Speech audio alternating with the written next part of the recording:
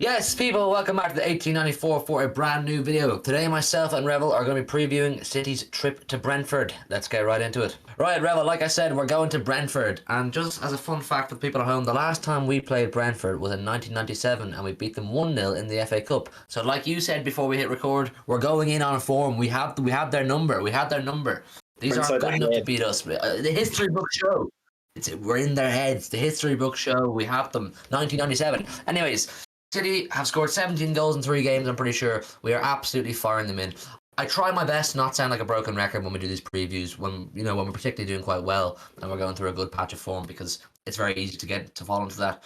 But we did have the issue with conceding 3 goals against Leicester. Obviously, we didn't do a review in that game. Summarise quickly, played great, scored a lot of goals, conceded 3, probably shouldn't, which is a little bit of a worry, but we score enough to cover our asses.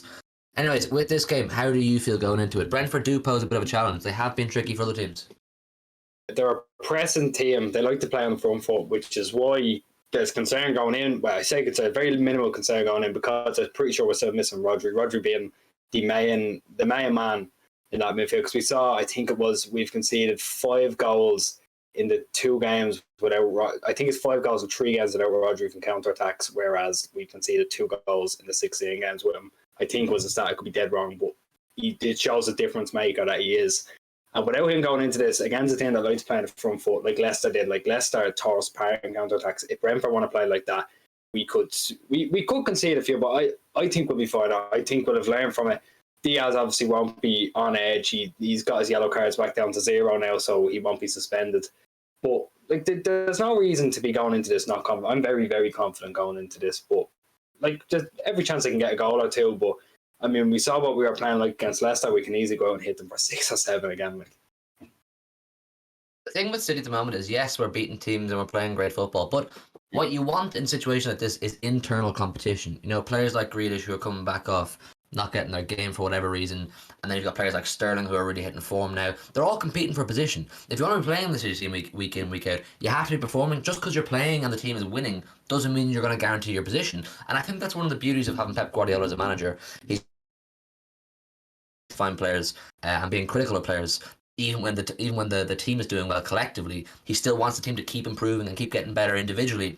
But as a collective team, it is just a matter of, I know I sound like a broken record here and I said I don't want to, just a matter of keeping the momentum going, keep getting 3 points. We obviously have a 6-point gap now over Liverpool, but they've got a game in hand. If we just keep getting our 3 points, keep racking them up, it puts Liverpool under pressure. It keeps the pressure on them and forces them to have to keep winning.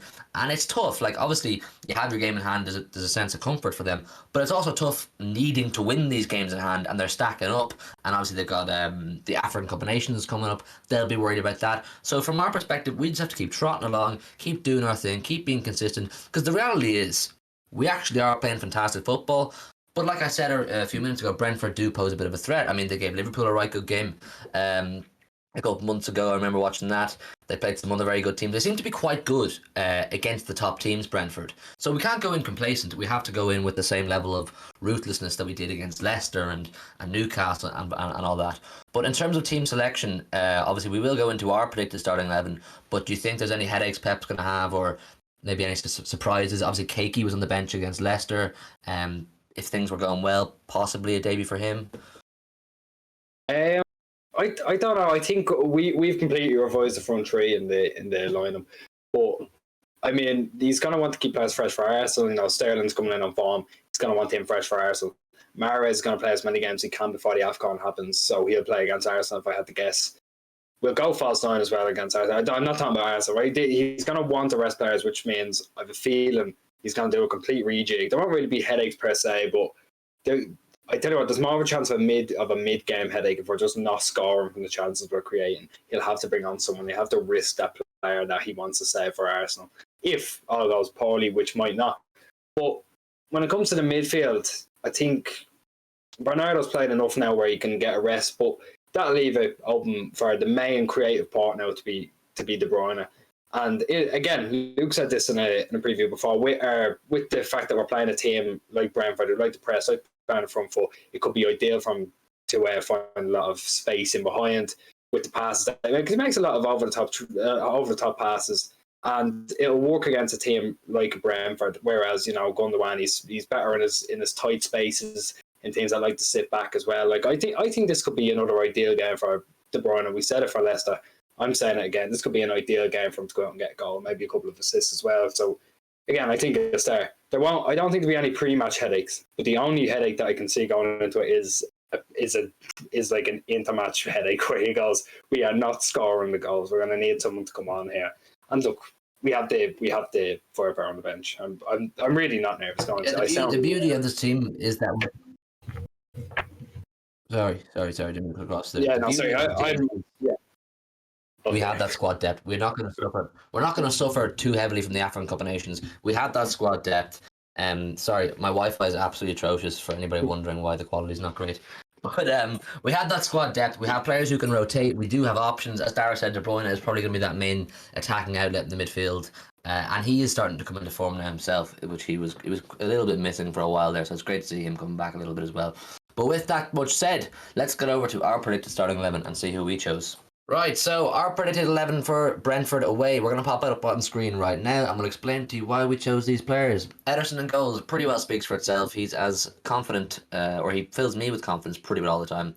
Obviously, he won't be happy with conceding 3 against Leicester, but that really doesn't happen very often. So there's no crisis, there's no issue as of right now with Ederson. Keep ploughing on, do what you're doing. Cancelo, right full back. He's been obviously a revelation for us this season. Really can't complain.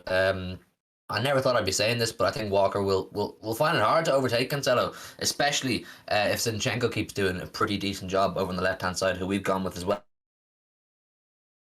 2 centre-halves, Diaz and Laporte. I think you mentioned to me that Diaz is possibly 1 card away from suspension.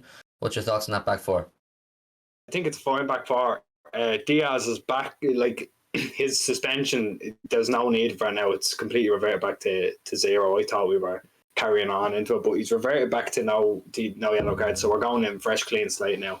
Laporte, he scored, he looked fine. He got done a bit for the first Madison goal, but who didn't get done for that goal?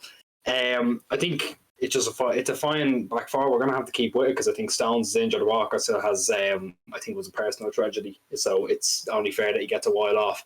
And obviously, again, we don't have no left back. We have those 2 left back. We have a right back masquerading as a left back and a left back. So this is what we're going to have to make do with. They're fantastic. I'm not saying we're not making do with them, but it's fine defence. I think it'll be enough to stop Brentford. Personally, I think it's all going to be midfield, and a bit going forward then.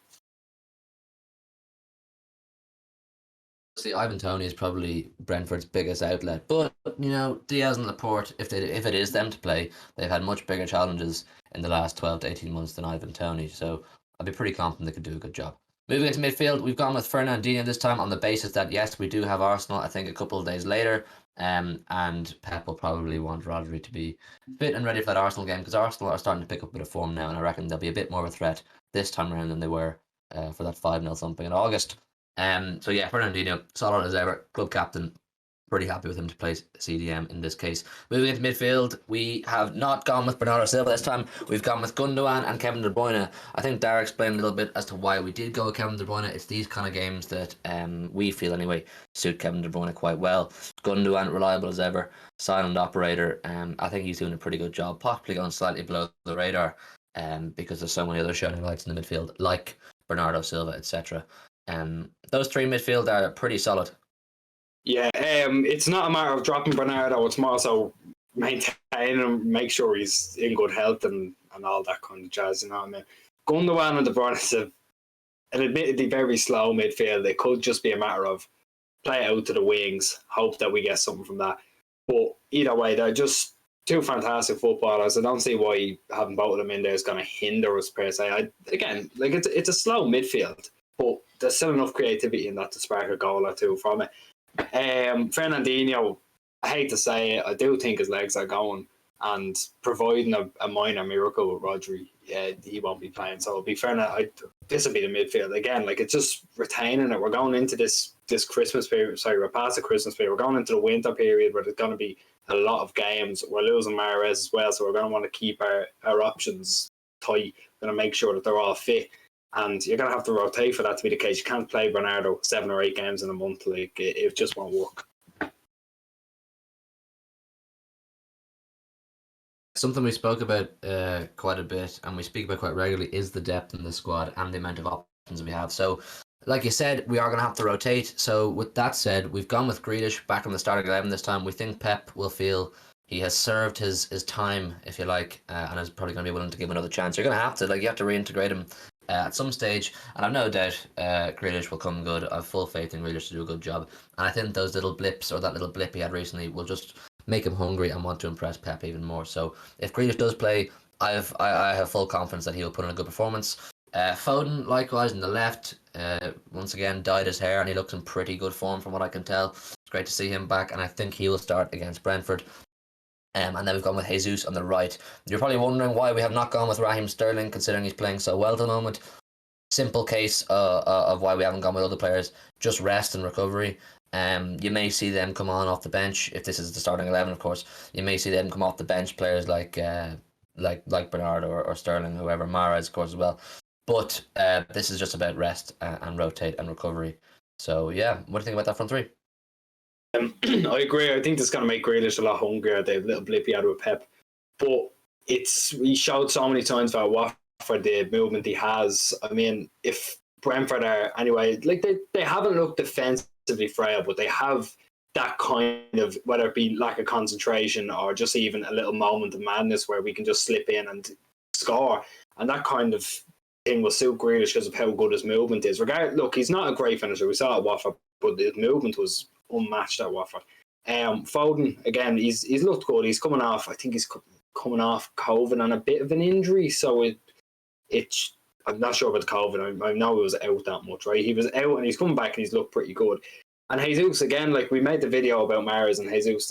He's been absolutely fantastic. Jesus, he's really gone under the radar. We've had so many players go under the radar, but he's gone under the radar this season for his contribution and his hustle. I think the hustle is the one thing we have to mention about how good his press is, and that's going to be vital. Again, against a team who like to play passes around the back, who like to try play out from the back, put it into the midfield, get forward. He's going to be vital in that kind of press, and I think I wouldn't call it a perfect team. Again, we are resting players in this ideal 11, but we're going to have to rest players eventually, and I'd rather do it now than Arsenal. Yeah, absolutely. It's about being smart, and I think Pep is a smart manager at knowing when to rest players so that you can get the best out of them for other games. And like we spoke about with De Bruyne, that certain games possibly suits De Bruyne better. Pep knows his players well enough to know what games would suit the likes of Jesus better than maybe your Mahrez's or your Sterling's and these kind of things. That's why he gets paid the big bucks, Pep, to make these decisions, and I think he's done a pretty good job this far. Do leave your thoughts down below on our starting 11. Would you start anybody else? Would you agree with our starting 11? Who would you like to see? But before we wrap it up, it's my favourite time of any preview. Give me your score prediction. City, Brentford. The first time we played since 1997, like I said. 3-0 City, only because they're going in off a good run of form against Brentford.